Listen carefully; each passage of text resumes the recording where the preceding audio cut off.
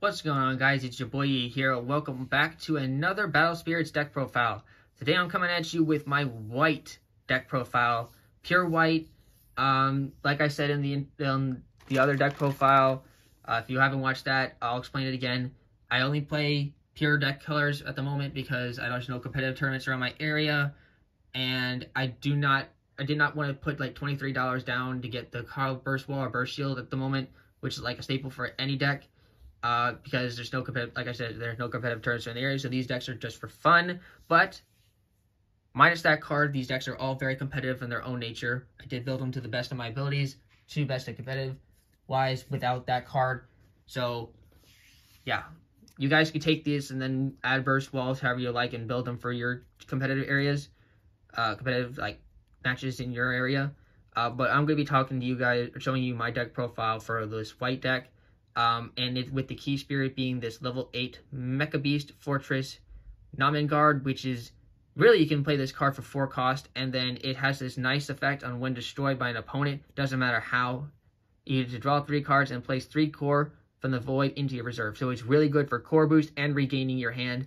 And at level 2, it performs a refresh step after your attack step. This effect may only be used once per turn. So after you attack with all your spirits, you can literally refresh everything, including your core. You just can't attack again. So like, there's no reason not to do a full-out attack with this card. So that's how I built this deck. Let's get into it. So starting off, like I do in the other ones, we're going to be playing, showing off the cost 1s first, and then so on, all spirits first.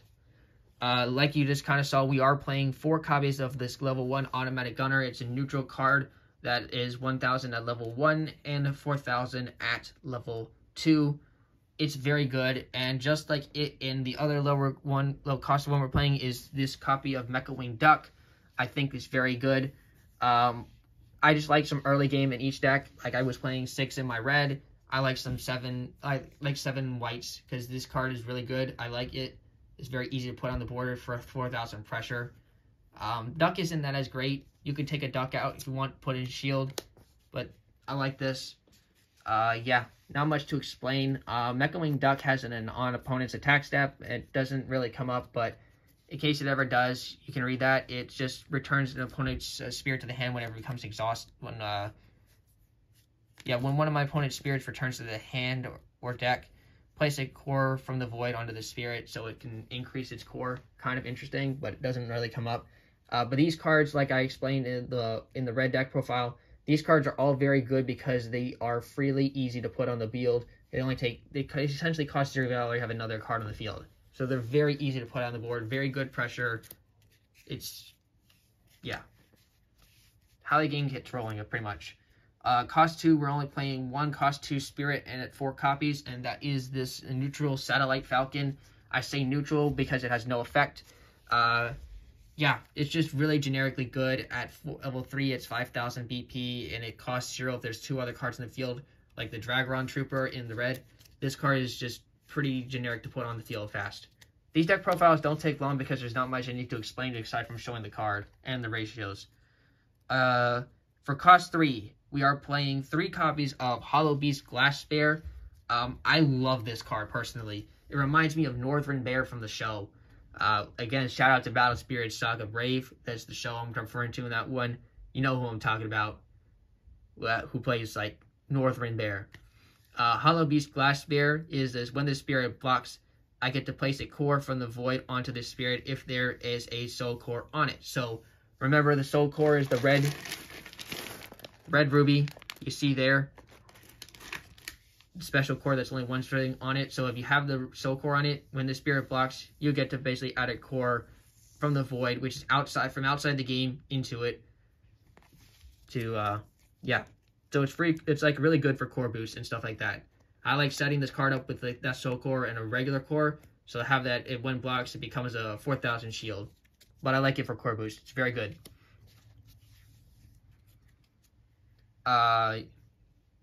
Yep, sorry, forgot to leave those out there for now because I'm still going over the level 3s. We are playing 3 copies of Forest Tree Goddess Eir. She's nice because when she's summoned at level 1 and 2, you get to select one of your spirits with the when spirit blocks effect, like for example the Hollow Beast Glass Bear. and you get to place a core from the void onto it. So it's really easy, like a good combo of summoning the glass bear and then summoning an Elair, just to give it another free core aside from the soul core. So in that way it's free. Once it blocks, then it gets all the core out there. So it's nice to accumulate this up fast. And then the last cost 3 we are playing is 4 copies of Ice Maiden Mach 2. I love this card personally. Ice Maiden Mach 2 is one of the few spirits that have the armor ability, and it says armor purple yellow. This spirit cannot be selected by the effects of your opponent's spirits, nexus, or magic of the specified colors, which is purple and yellow. Yeah, it doesn't help counter red, and red may hurt this, but there's not many removal right now, aside from like Burning Force that's being played, and Burning Force has to choose cards that are 3,000 or under. This is 4,000, so yeah. The only thing that's scared of is like really Nova and Confront. So yeah, but I like this card. It's generically very good. I like it a lot. That's it for the cost 3s spirits. On to cost 4. Probably a lot of 1-ofs in this specific version of my white, because I don't have like multiple copies of every single last one of these guys, and I think they're all very impactful in their own way. We're playing 1 Mobile Golem, and the only reason why this neutral card is in here is because it's a 3 cost spirit that you can put out pretty early. That's just applies pressure, and it comes up sometimes, so it becomes a very good meat shield at 700. So I like it. We're playing 1 copy of Cannon Beast Mech Lion Male. It has armor to purple at levels 1 and 2, so it just be there. And it has a Winds block effect. When you select one of your opponent's spirits that cost 2 or fewer and return it to the top of their deck, you can stack your opponent's deck with this and guarantee you know their next draw. It's very, very good. 1 copy of Mecha Trice. This card digs deeper into your deck. You get to look at the top 2 cards of your deck and place any number on the bottom or any number of them to the bottom or return them to the top of the deck. So you can say, sick, I don't want any of these 2 cards, and shove them to the bottom of the deck, and then guarantee you're going to get carded 3rd. Or you can pick one of those to get, and then essentially get that. It's a very good card. I like it. And it also has a Winds block effect. Select your opponent's spirits to cost 2 and return it to their hand. Unlike the Lion Mail, it's not as good like for stacking your opponent's deck, but it helps you stack your deck. And then the last cost 4 we're playing is 1 copy of Gray Garmer. It's a nice like level 1, 2, and 3. It has armor to red and white. Just because it, like as it said, to your opponent's spirits next to the magic of the specified colors, your card's still affected. So remember that. And at level 2 and 3, it has a Wind Spirit this block effect. The spirit gains 3,000 BP during the turn. It's nice. I like all these kind of cards. All these cards are amazing. These 3 can all get powered up by Eir, and then just in general, these are pretty good cards. So I like it. That's for the cost 4s. Cost 5s. We are playing 2 cost 5s total, different cards wise, but 4 total. We are playing 2 copies of Ice Blader Bridget. I love this card. It's kind of reminds me of the way that she's like looked like. It's like reminds me of one of the White Walkers. You can't really see her face, but that's supposed to be her face. When she's destroyed with a soul core on it, you can select one of your opponent's spirits and it returns to the hand. And at level 2, when this spirit blocks, I can select one of my opponent's spirits and it basically just stays exhausted. And at the start of the refresh step, of my opponent's next refresh step. So this card can pretty much say, sick, I'm going to take your key spirit and it's not going to be able to refresh next turn. Good luck using it, unless you have suppression. So yeah, for 5, and she has 2 reduction too, so she's pretty easy to get out. And also it's easy to get to her secondary effect because it only takes 2 core on her to get to there. She's nice. The other cost 5 we are playing is 2 copies of Fortress God Knight Odin Type X. Cost 5, 3 reduction. It has a passive effect at level 1, 2, and 3 during my opponent's attack step. If you control a white nexus, which I'll admit, in this deck, there is no nexus, so it's not even in here for that effect. So I'll just tell you right now, you don't even need it in this first version.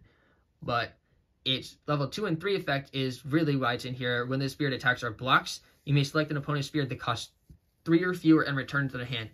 I like the when this attacks effect because being able to bounce an opponent's not exhausted spirit to the hand so it can't block, crazy good. Like, I would start my attack pattern off with this card if I have it at level 2 and 3, just so I can, like, remove cards that my opponent can use to stop me from onslaughting and killing him. And that's it for cost 5. On to cost 7. We have no cost 6 cards in this white deck at the moment. Starting off with the card that came from the Battle Spirit structure deck for this white is the X-Rare card known as Divine Moonsky Beast Fanatec Elk. Again, I love the artwork of these cards. This card is one of the most toxic cards I think that's ever been printed in white, and why this card never appeared in the show annoys me, because it's a very good card. At level 1, 2, and 3, when the spirit blocks, during this turn, this spirit cannot be destroyed by your opponent's destruction effects or as the result of battle, and it cannot have its cores removed by your opponent's effects. It doesn't even have armor, and already when it blocks, it has that crazy thing. So basically, you have to kill it when it's not in the middle of blocking. Otherwise, it's not going to go anywhere. And at level 2 and 3, at the end of your opponent's turn, if you, the controller of this card, did not lose a life this turn, place 1 core from your opponent's life into their trash. It puts your opponent on a clock. It's such a good card, dude. Such a good card. This with suppression is disgusting. Absolutely disgusting. And it's a really good card to get out of a structure deck. Like, really. Yeah, I definitely call it one of my key spirits in this, but it's not the main key spirit, but it's like a secondary key spirit. Secondary, or like, yeah, secondary. Another good secondary key spirit is this other X-Rare that we're playing in the deck, which is one of the most generic used cards in white, as well, is this card called Dual Gun Mechalord Derm Dyna. I cannot definitely say that tongue twister 5 times fast, but this card reminds me of Ultimate Odin from oh my god, I can't remember the series name. Gekakaya Zero or something like that. It's just one of the ones where it's mostly like spread into space, where the ultimates are at. This card has a 4 reduction cost at level 7. It has a level 1, 2, and 3 effect when the spirit attacks.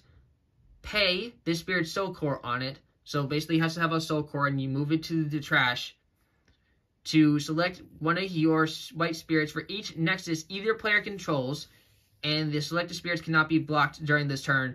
So it basically is a very good finisher. You just summon it, move your soul core over off to it, and say, "Sick." There's a nexus on your opponent's field. You're not blocking this attack no matter what. So it basically says, "I win." And at level 2 and 3, during either player's attack step, when this card would be destroyed by your opponent's effect, you may pay a core to keep it onto the field.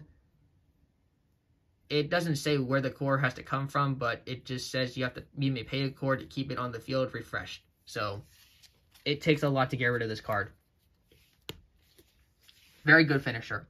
That's it for level 7s. On to the last card, which I showed you as the key spirit of this deck, is the Numenguard. I already explained this card's effect, but I'm just letting you know we play 4 copies of this card. And that's it for spirits-wise. I like this ratio a lot. Very good, very consistent. And by the way, these decks are just showing you all the deck profile for them. I'm going to be posting some matches, maybe between me and my brother, up on the channel, so you can see how it goes. But yeah, I'm just going to show you how the deck profiles are for now. Onto the magics in this deck, because like I said, there's no nexuses. There are some burst cards, but we're going to start with the magics. We are playing 4 copies of probably one of the most broken white cards, and that's called Suppression. Suppression is very defensive. It's like a balanced deck, like a Sword and Shield version. Suppression has a main flash effect, select 1 spirit. It gains 3000 BP this turn. If you spend a soul core as part of this card's cost, that spirit can block while exhausted during this turn. So essentially, with the Fanatec Elk white so broken, is if when the Fanatec Elk is blocked, you can basically say 6 Suppression, move the soul core to the trash, target this, and now the Fanatec Elk can block repeatedly this turn. So they need something with even with 14,000 or more, you can just keep blocking, and blocking, and there's no way to like deal an extra piercing damage, like at least that's in the game right now that I know of, that deal any damage to your opponent's life without getting over a card.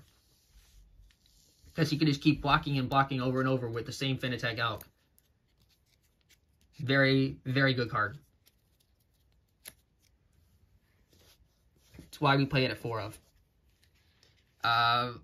The other magic we're playing in this deck is 2 copies of what is called Regain.